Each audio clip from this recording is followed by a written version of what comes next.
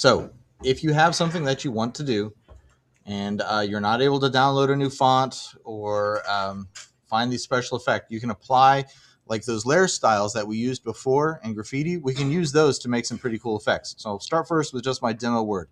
T for type tool.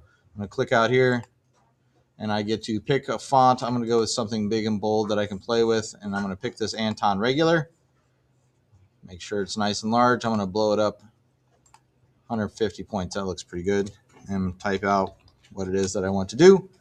Got demo, and then enter. Now, the type is still a type. And just like when we were doing the text art, you need to be able to turn into pixels before you can really manipulate it. So like when you first started rearranging things in text art, you could use the transform tool a little bit, but we couldn't do anything crazy with it until we rasterized it. So that's like the same thing we're going to do with our type layer here. I'm going to go ahead and rasterize it so it will open up all the options for me in Photoshop. So right click on the menu, I'm going to come down, rasterize type, and you'll notice the little T is gone from the menu. Now it just has the picture of the word.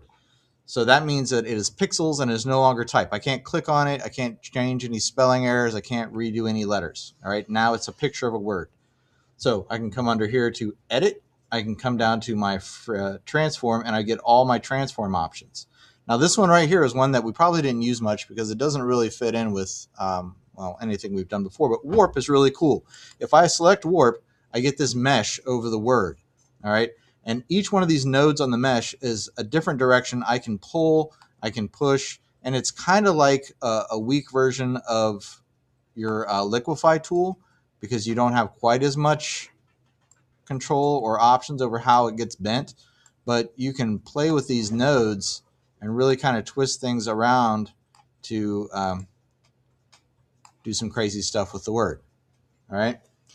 Another thing that we can do other than just the transform tools is those layer styles.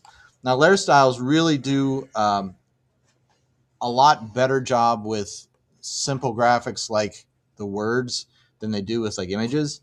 So if I come down here and do bevel and emboss on this guy now, I can change the depth, make it kind of thick. I can change the direction.